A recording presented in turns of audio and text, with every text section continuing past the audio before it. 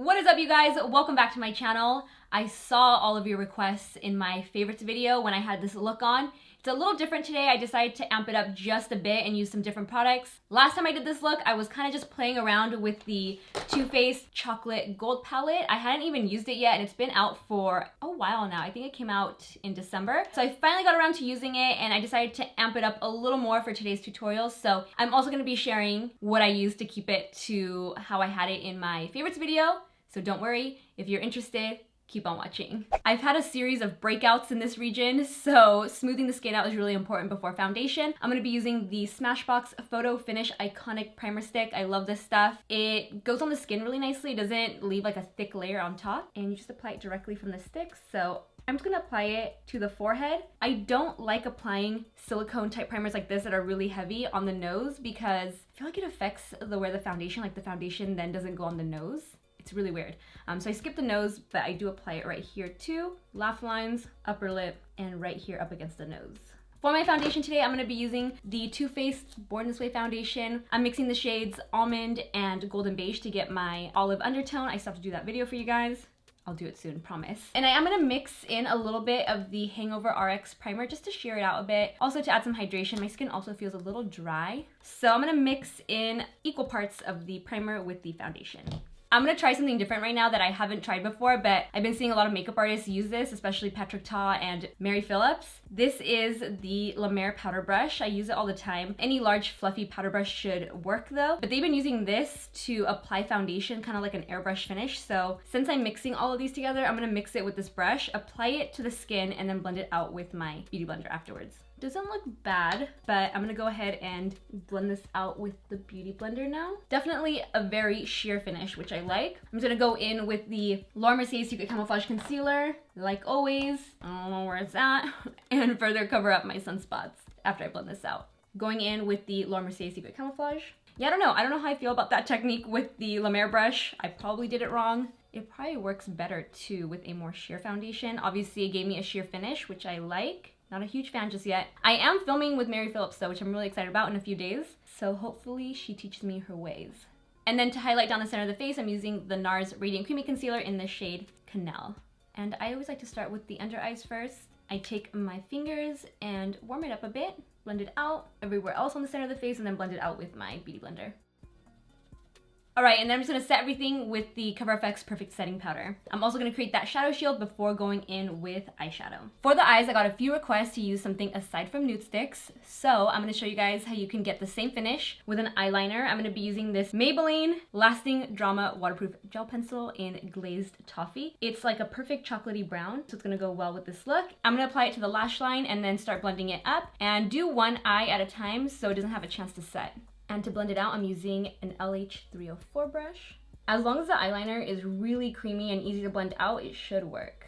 And try not to use black because black can be kind of harsh. Also, the reason I love using an eyeshadow base that has color like liner or the nude sticks is because it really makes your shadow pop versus something clear like this. I just used this in another tutorial that was really simple. These were great for simple, really natural looks, but something with color will make your shadow pop. I'm gonna dust a little bit of my foundation powder from the brow bone down to the crease to make blending a lot easier. I'm using my Bare Pro foundation powder in the shade Golden Ivory and a Smith 109 brush. And the first color I'm using from the Too Faced Chocolate Gold palette is Cocoa Truffle up here as a crease color. And for this shadow, I'm using a Smith 232 brush.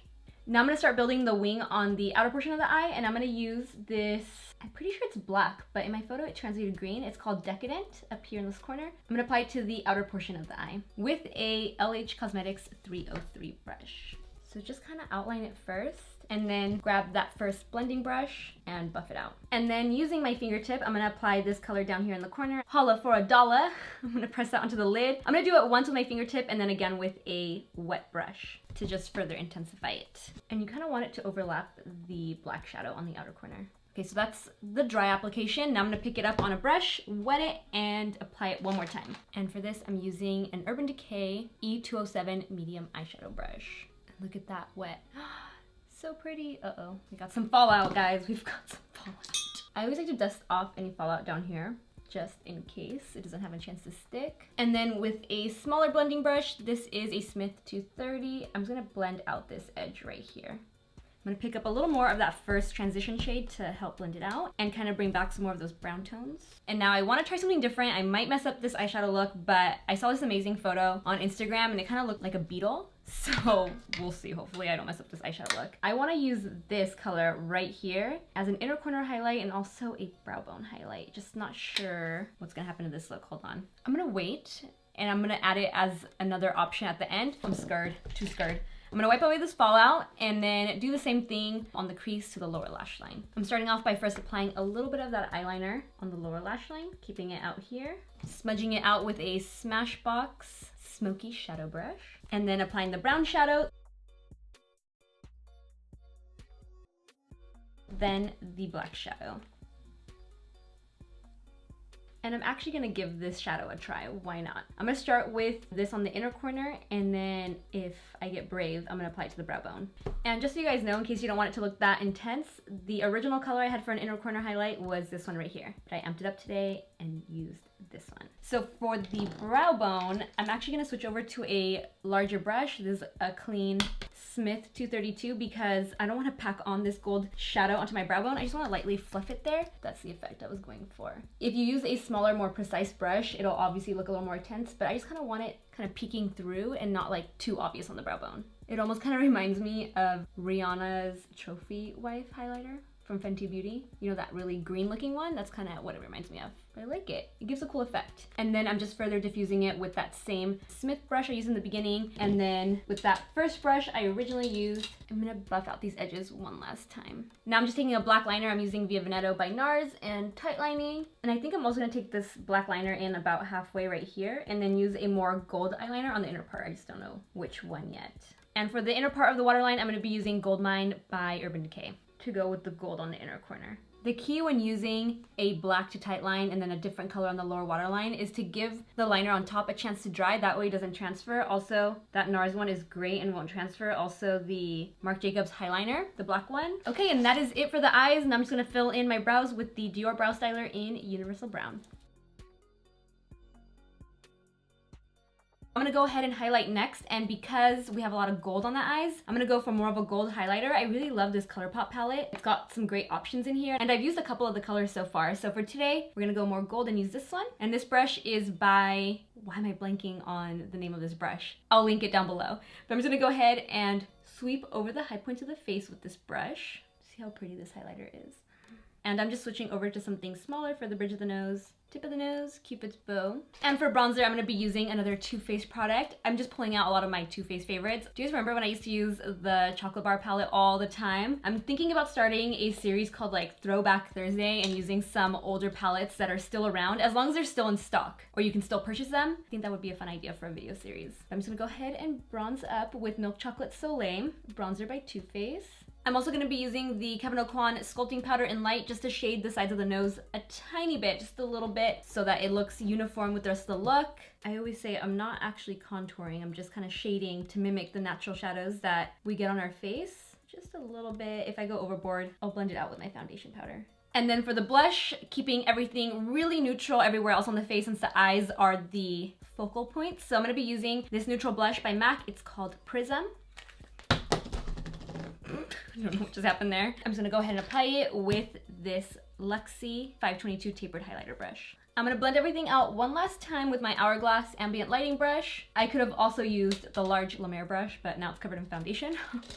So we're not gonna do that. I'm gonna mist myself and then finish off this look. I'm using Fix Plus by MAC. For the brow gel, I'm using the Hourglass Arc Brow Volumizing Fiber Gel in dark brunette. It just gives my brows a softer finish, but a clear brow gel will work just as good. Also, Maybelline Brow Precise Fiber Volumizer is a good drugstore option. And for mascara, I'm using my Marc Jacobs Velvet Noir. Apply false lashes if you like. I'm gonna give it a pass. I'm just gonna load up on this mascara and then apply the lip. And for the lip, I'm gonna try outlining them with Urban Decay's 24/7 Glide On Pencil in Broken. I feel like it might translate a little peachy, but we're gonna give it a try. And then for the nude lip, I want it to be super nude. I'm gonna be using the Dose of Colors. I think they're the satin lipsticks in the shade Butterscotch. If it doesn't work, I'm gonna use one of their new lip glosses. This is the shade Honey, I'm Home. This is interesting. I'm gonna try adding this gloss on top and see if it changes it. Give me a second, guys. I ended up coming up with the most amazing nude combo ever. I used 2 MAC lipsticks, Stripped and Gossamer Wing.